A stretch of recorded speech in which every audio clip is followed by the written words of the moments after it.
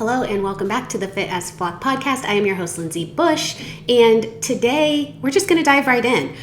This is kind of a random topic that keeps coming up, and I was like, man, I should really just hop on and talk about this because I've got clients talking about it. It's something that I've struggled with, so let's cut to the chase. What are you even talking about today? Healing your relationship with the scale. And no, I'm not talking about the food scale. I'm talking about the one that we step on. So, the scale. So many feelings about the scale. So my relationship with the scale has been complicated for a really long time. And so I've been all over the map. I spent a period of my life, even when I was in the fitness and nutrition world, doing what I do today, where I was like, I'm going to ditch the scale. You know, you don't need to know what you weigh, blah, blah, blah, blah, blah.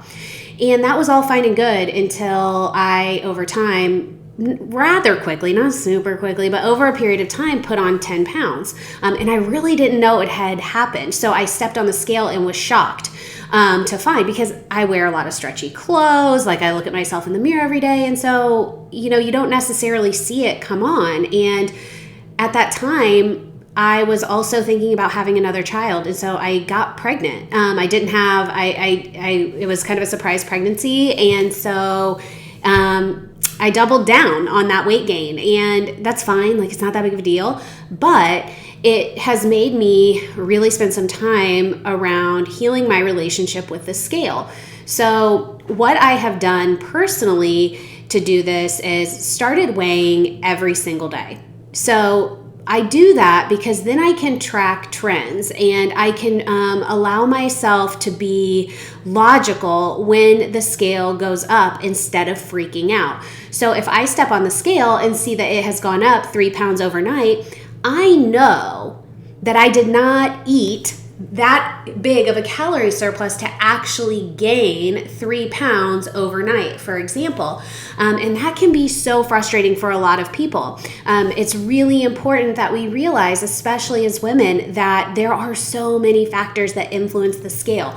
Where we are in our cycle, our hormones, what did we eat the night before? Was it sodium heavy? For example, I know that if I eat like ground beef, almost always the next day the scale's higher than what it would normally be. I don't know. It's weird. It's just this thing that my body does. What else was I gonna say? Oh, are you sore? Are your muscles holding more water as they repair and recover?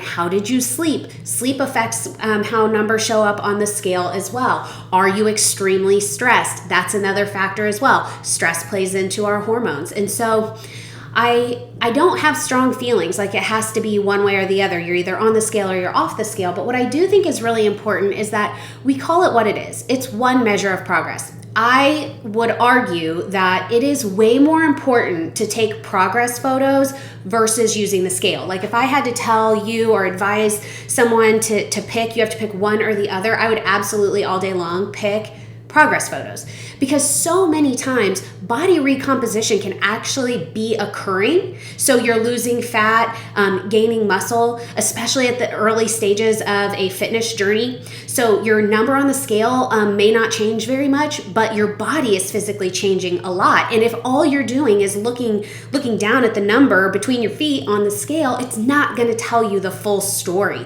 And so by using photos, we can physically see and assess what is happening, how is your body responding, versus going, okay, we're using this one number that we know is impacted by all these different variables.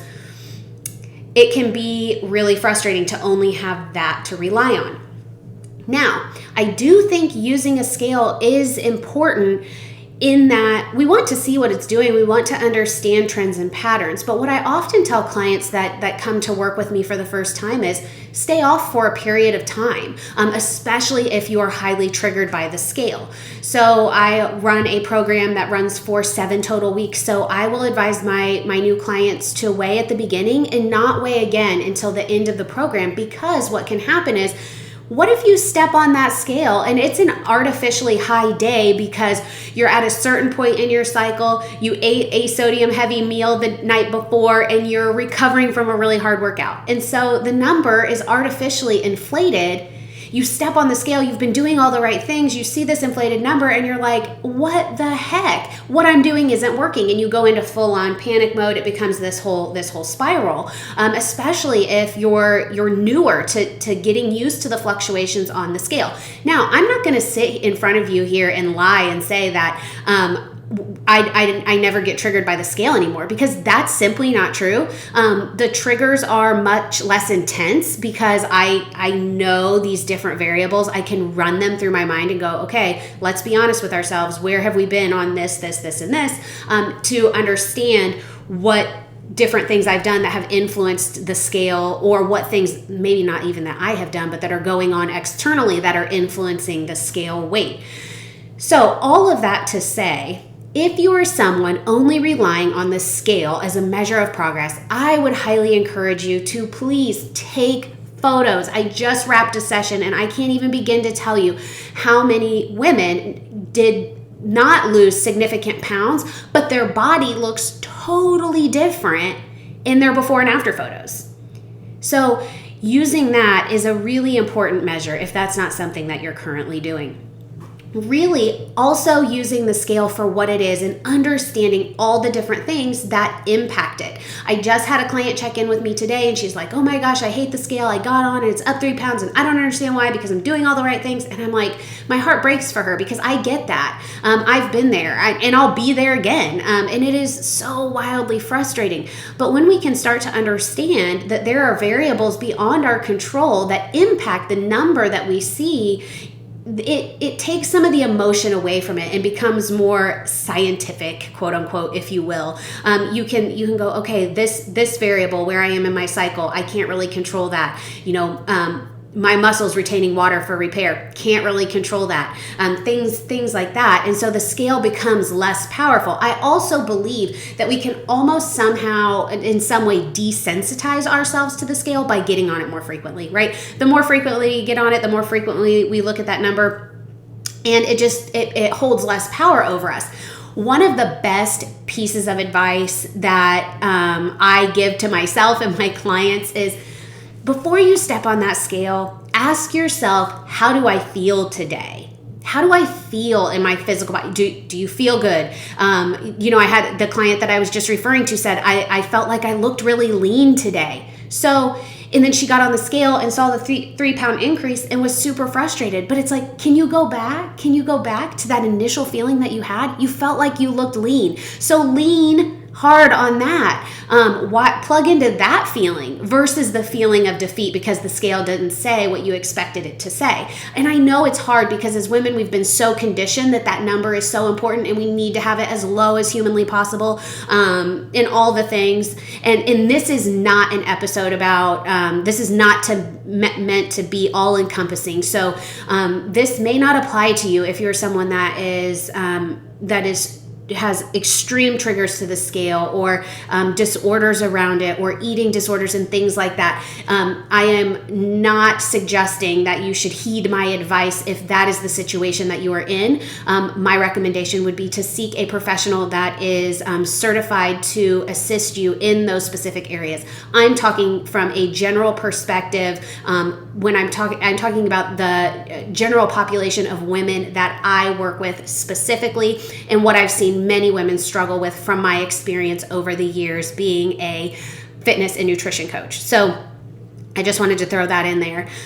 So desensitizing yourselves to those fluctuations. I mean, I think we can all think back to the times when we go to the doctor and it's like, okay, what shoes am I going to wear? Because I'm going to slip those off before I step on that scale, because you're going to be triggered by the number that you see.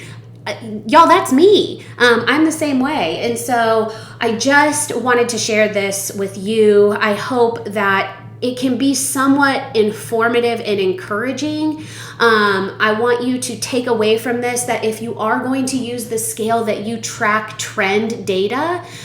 You see the scale is going to look like this, but is it looking like this, but over time going down? That's what we would hope to see if you're in a weight loss mode. If you're in a maintenance mode, which is more where I am, you're going to see like here's kind of a baseline and you're going to see it go, a little up, little down, little up, little down. It's never just going to stay right here because I have hormones, I have stress, I have poor sleep sometimes and recovery and all these different things that we have talked about. And so it's really important to understand that weight loss doesn't mean every single time you step on the scale, it's going to be lower. Weight maintenance doesn't mean that every single time you step on the scale, it's going to read out the exact same number. Understanding that fluctuations are normal and to be expected. So if you can start to approach getting on the scale knowing fluctuations are normal, they are to be expected, these are the variables that can impact them, I think it will really help you regain control over some of the emotions that are tied to that scale. And it's my hope that maybe you can use the idea of asking yourself before you ever get on the scale, how do I feel today? And maybe if you're feeling crummy, if you're feeling like we all have those like low self-esteem days, or I honestly hope for all of you that you don't. I know that I do sometimes, where I'm just not feeling my greatest. I may decide that day that I don't need to get on the scale because I don't need to double down potentially on that feeling. So this is kind of random and kind of just a rant, but I wanted to share some of my thoughts and my experiences around this because I know it's a struggle for so many of us. I mean, I am someone that I'm short. In my entire life, I have been on like the high end or above what a healthy BMI should be for my height. So when I tell you that my relationship with my weight number and the scale has been complicated, it truly has been. And so we all know that BMI is highly flawed, but that was something that was wired into me from a very young age, a very impressionable teenager, So that was something that was highly emotional for me for many, many years. And so I'm still working every day to be the one that has the power over what I allow these data points, because really that's what we are gaining from looking at the scale. I am taking control over what they mean to me and what value I place on them. So your value as a human, your overall health and wellness is not singularly defined by a number on the scale.